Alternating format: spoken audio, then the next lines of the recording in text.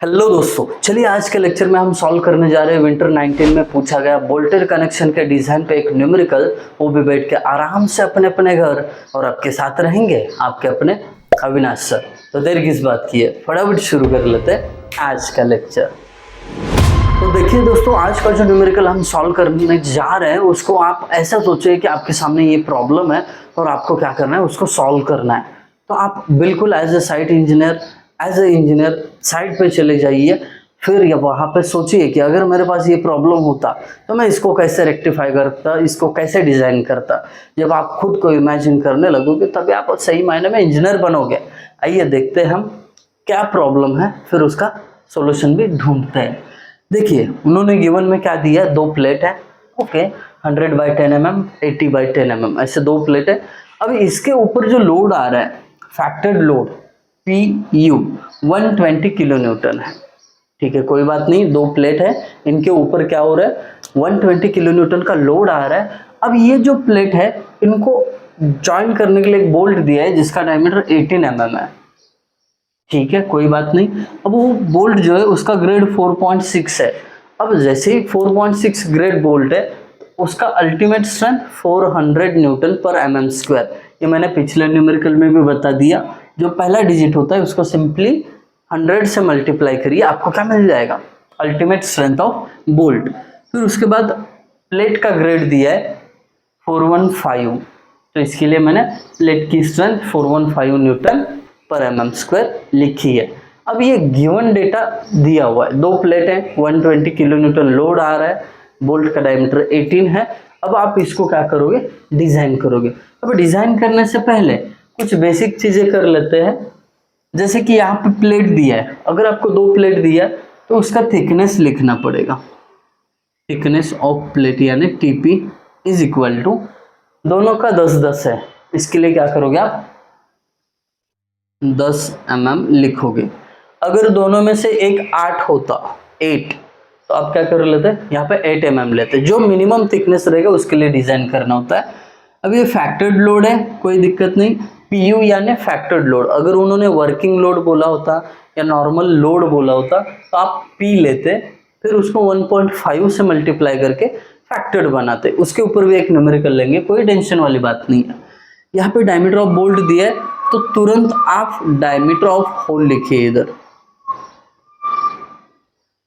है ना। 16 से लेके 24 तक अगर बोल्ट डायमीटर है तो उसका डायमीटर ऑफ होल 2 mm से बढ़ा के लेना होता है, दैट्स इट। अब ये तो हो गया, ये भी समझा दिया मैंने आपको। अब स्टेप नंबर 1 हमारी क्या है, सबसे पहले हम क्या करते हैं, डिजाइन शियर स्ट्रेंथ निकालते हैं, डिजाइन शियर स्ट्रेंथ। और इसके लिए आप भली भांति फॉर्मूला तो जानते ही हो। फॉर्मूला क्या है इसके लिए, VDSB इज इक्वल टू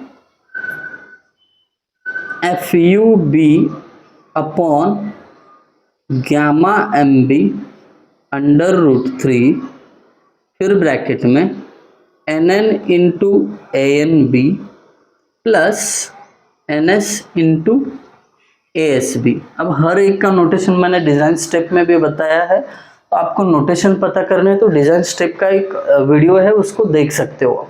अब देखिए FUB गामा MB √3 और ये बाकी सब, इनका क्या करना है, हमें वैल्यू पुट कर देना है। अब यहाँ पे देखिए FUB हमारे पास है, VDSB is equal to FUB का value 400 divided by gamma MB कितना होता है, हमेशा आपको 1.25 पुट करना है, into √3 into number of shear planes. अगर दो ही प्लेट है तो दोनों के बीच का कॉमन सरफेस एक ही रहेगा, इसके लिए number of shear planes 1। ANB कैसे निकालते चाहिए तो मैं यहाँ पे गिवन में ही निकाल के बताता हूँ। ANB जो होता है 0.78 ऑफ ग्रॉस एरिया यानी डायमीटर का स्क्वायर, 18 का स्क्वायर, इससे निकाला जाता है। ANB गिवन में ही निकाल देते हैं, उससे फायदा होगा कि डायमीटर के तुरंत बाद आपको ANB मिलेगा।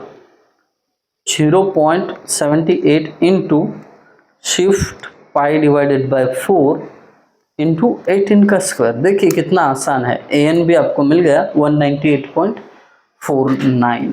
198.49 mm²। ठीक है, वही वैल्यू क्या कर रहे हैं यहाँ पे पुट कर देना है, कर लेता हूँ 198.49। अब ये जो है number of shear planes in shank area, कोई भी नहीं जाएगा, यहाँ पे 0 रहेगा, 0 इंटू ASB 0 ही रहेगा, तो आपको यहाँ पे मिल जाएगी VDSB। क्या मिल जाएगा यहाँ पे? VDSB। अब इसको कैलकुलेट कर लेते हैं। देखिए 400 डिवाइडेड बाय 1.25 इंटू √3 और यहाँ पे मल्टीप्लिकेशन में 198.49, तो आपको आंसर मिला 36.67 इंटू 10⁻³ है, वो 10⁻³ की जगह किलो न्यूटन। खत्म, आपको VDSB का आंसर मिल गया, ये सिंगल शेयर में। अब इसके बाद हमें क्या करना है, स्टेप नंबर 2 पे जंप करना है। स्टेप नंबर 2 क्या कहता है, आप बियरिंग स्ट्रेंथ निकालो। कौन सी? डिजाइन वाली, डिजाइन बियरिंग स्ट्रेंथ। ध्यान से देखना, बहुत ही इजी न्यूमेरिकल है, मैंने डिजाइन स्टेप तो दिए थे, बस उसको क्या कर रहे हैं, रिपीट कर रहे हैं, बाकी कुछ नहीं। अब VDPB ये नोटेशन से बियरिंग स्ट्रेंथ दिखाई जाती है। अब क्या करेंगे, इसका फॉर्मूला लिखेंगे 2.5 kb diameter of bolt, thickness of bolt और प्लेट की strength divided by gamma MB।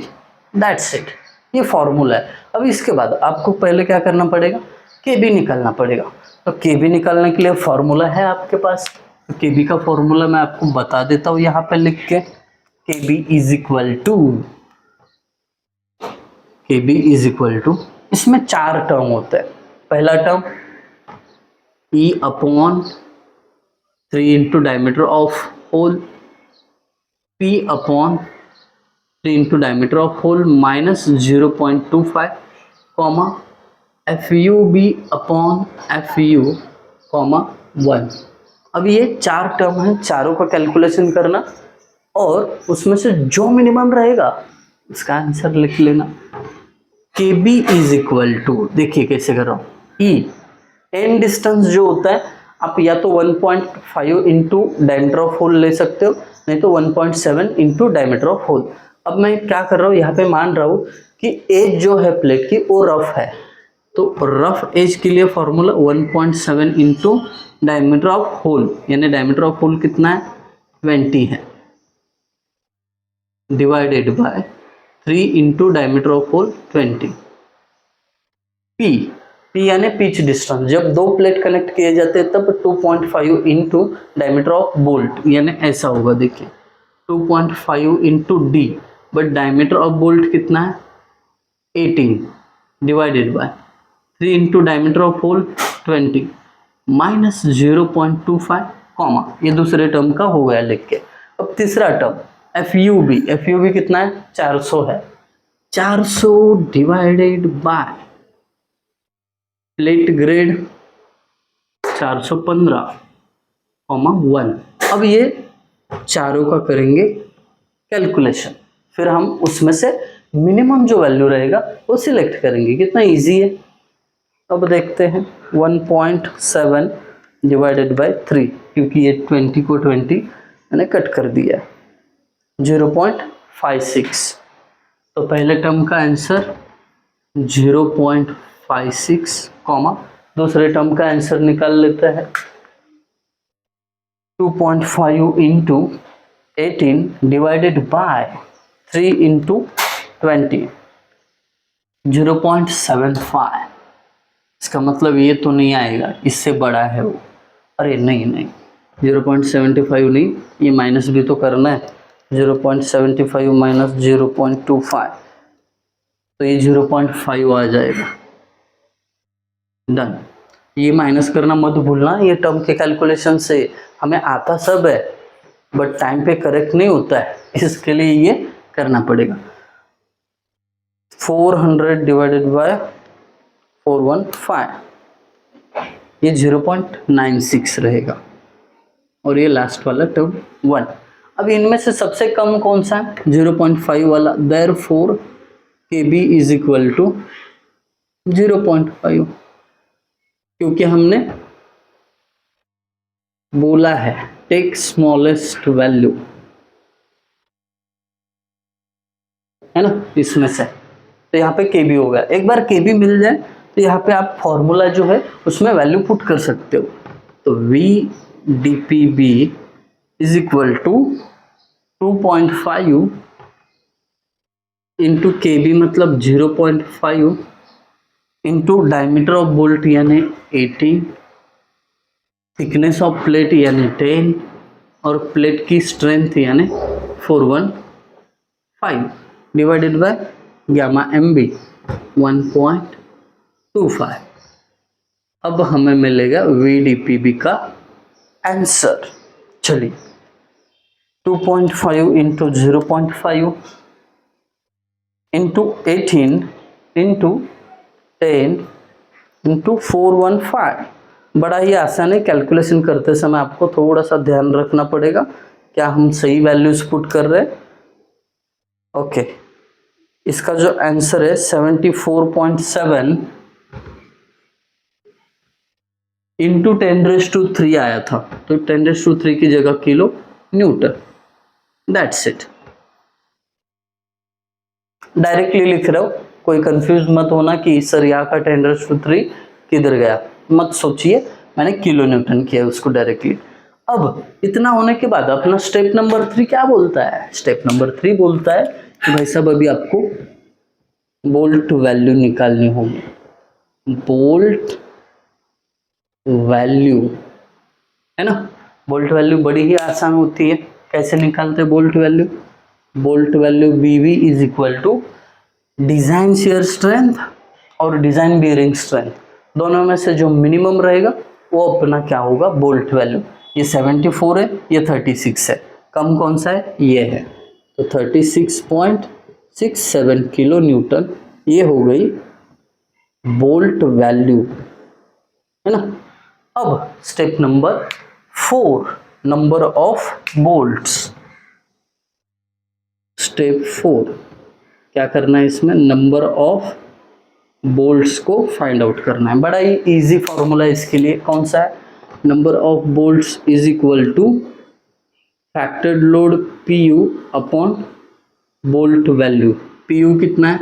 120 kilo newton divided by bolt value 36.67, दोनों किलो न्यूटन में है, इसके लिए मैंने किलो न्यूटन में ही रखा है इसको। अब कैलकुलेशन करो। कैलकुलेशन बड़ा ही आसान होगा, बहुत इजी है। 120 डिवाइडेड बाय 36.67। मज़ा आ रहा है ना दोस्तों? जब कोई चीज़ इजी लगती है तो आपको मज़ा ज़रूर आता है। ये आंसर 3.27। क्या भाई साहब बता रहे हो कि पॉइंट में कभी आता है नंबर ऑफ बोल्ट्स? बिल्कुल नहीं। क्या करना पड़ेगा? इसको राउंड फिगर 4 नंबर्स करने पड़ेंगे, है ना। तो आपको 4 बोल्ट को इस प्लेट में क्या करना पड़ेगा? सीक्वेंस से ऐड करना पड़ेगा, तभी जाके आपको क्या मिलेगा? वो डिजाइन सेफ मिलेगा। अब एक स्टेप बचता है, स्टेप नंबर 5, जिसको हम डिजाइन टेंसाइल स्ट्रेंथ बोलते हैं। ये आपके ऊपर छोड़ देता हूं। डिजाइन टेंसाइल स्ट्रेंथ, है ना।